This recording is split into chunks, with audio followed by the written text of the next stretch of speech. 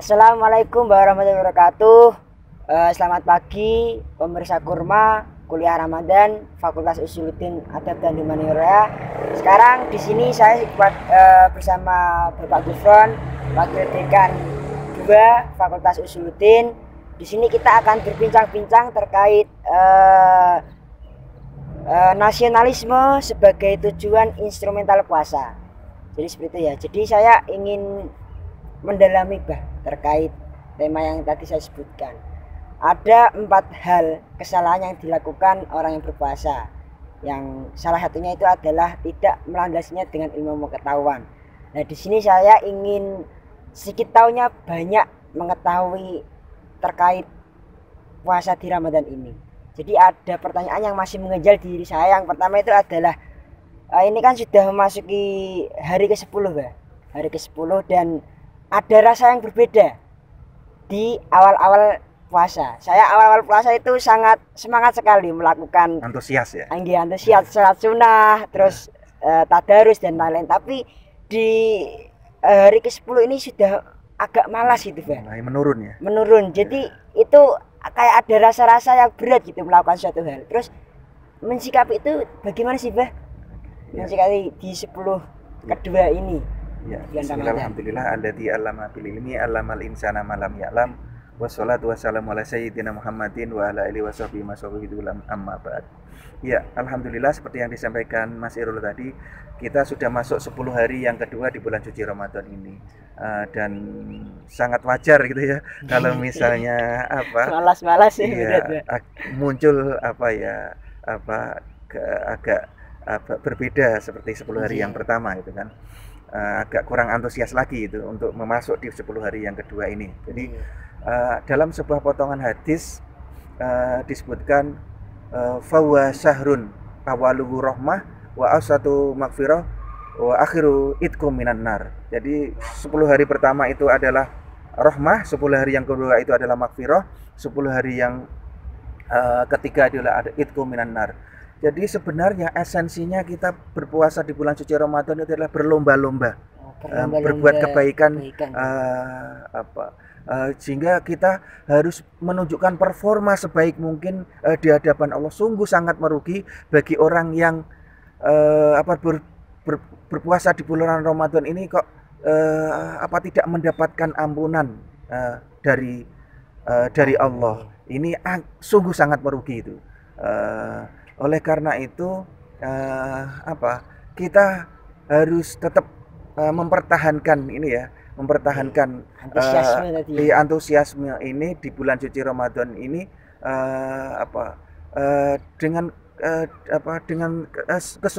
dengan kesungguhan karena memang kalau kita melihat kata siamun itu kan dari kata shot itu adalah kepanjangan dari sabar gitu ya. Maka kita harus menjaga ini dengan menjaga kondisi syukur-syukur kita bisa lebih baik lagi itu kan. Syukur-syukur kita bisa lebih baik lagi di 10 hari yang ketiga yaitu itkum minan nar. Nah, kita harus tetap menjaga iman dan semata-mata mencari ridho Allah. Oh, jadi ini bagian dari ujian ya gitu, Oh iya. Terus ketika dikatakan shot itu sabar, terus sebenarnya pengertian puasa itu seperti apa tuh, Oke. Iya, jadi puasa itu. Secara bahasa puasa itu adalah berasal dari kata siamun, jamak dari kata saumun gitu ya, yang artinya itu sama dengan al-imsaku, menahan. Jadi menurut syariat itu puasa adalah menahan makan dan minum dan syahwat dari mulai fajar sampai terbenamnya matahari maghrib itu. Tapi dalam konteks ini maka sebenarnya kita tidak hanya menahan haus dan lapar, tapi bagaimana kita bisa membedakan what I need dan what I want, apa yang kita inginkan dan apa yang kita butuhkan. Kalau kita mengikuti nafsu kita, mengikuti mau yang kita makan, apa yang mau kita minum tidak akan pernah ada habisnya. Maka kita harus waktunya kita harus bisa membedakan mana yang kita butuhkan dan mana yang kita artikan. Jadi dalam arti juga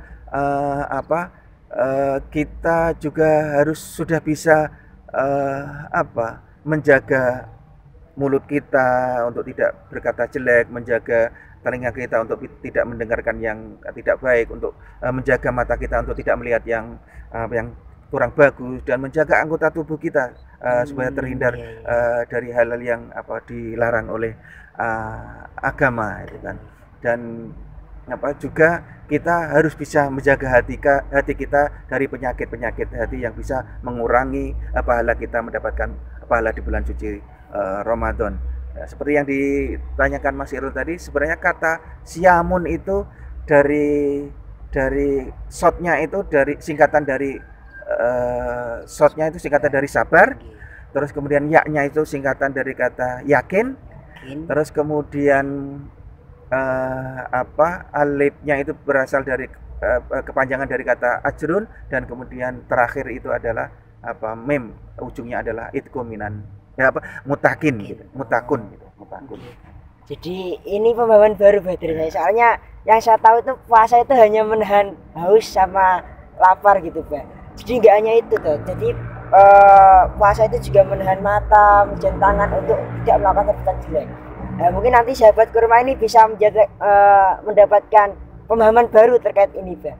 Terus yang ingin saya tanyakan lagi, ini mungkin juga sahabat kurma mungkin ingin juga mengetahui, terus sebenarnya tujuan dari puasa itu loh, Pak. Kenapa kok ada puasa itu, Pak? Iya, sebenarnya puasa itu mempunyai dua tujuan. Pertama adalah tujuan intrinsik, yang kedua itu adalah tujuan instrumental. Tujuan intrinsik itu adalah tujuan yang ada di dalam puasa itu sendiri, yaitu la'allakum tatakun, itu seperti yang disebutkan dalam surat Al-Baqarah ayat 183 itu kan, ujungnya adalah la'allakum tatakun. Jadi setelah kita menjalankan puasa di bulan suci Ramadan sebulan penuh, maka outputnya nanti itu berharap kita menjadi orang yang bertakwa, yaitu imtitsalu awamirillahi wa nahaa manahallahu anhu, mencegah dari melaksanakan apa yang diperintahkan oleh Allah dan mengerjakan apa yang dilarang oleh Allah. Itu kalau ciri-cirinya itu banyak disebutkan di dalam surat Ali Imran itu kan, ayat 134 dan ayat 135 itu. Yang punya kecerdasan finansial, punya kecerdasan emosional, punya kecerdasan sosial, dan punya kecerdasan spiritual. Itu tujuan intrinsiknya, yang ada di dalam puasa itu sendiri. Yang ada di dalam puasa itu. Kemudian tujuan yang kedua yaitu tujuan instrumental, tujuan yang di luar dari puasa itu sendiri, yaitu solidaritas kepada sesama, peduli kepada sesama, rasa nasionalisme, cinta kedamaian, dan cinta kasih sayang.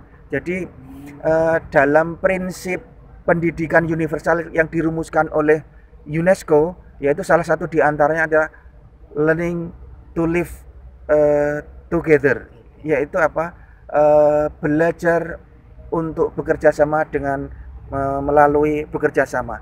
Apalagi di era disrupsi, di era perubahan revolusi industri seperti ini, kita dituntut untuk bekerja sama, untuk saling memahami, untuk saling peduli kepada sesama, kepada yang lain.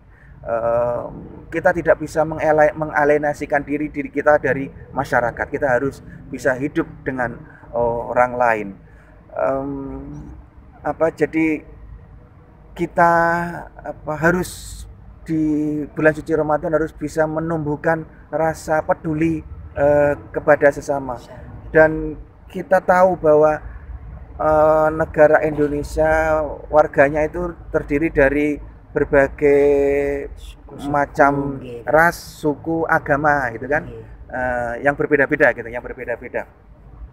Dan kita tahu bahwa negara Indonesia itu kan hasil dari konsensus seluruh komponen bangsa yang berbeda-beda tadi.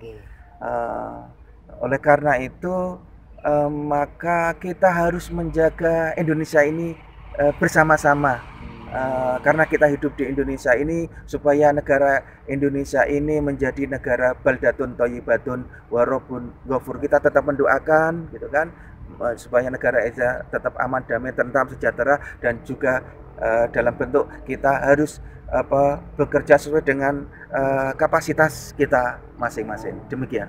Jadi di puasa sendiri itu ada dampak hablum minallah sama hablum minas juga ya Pak.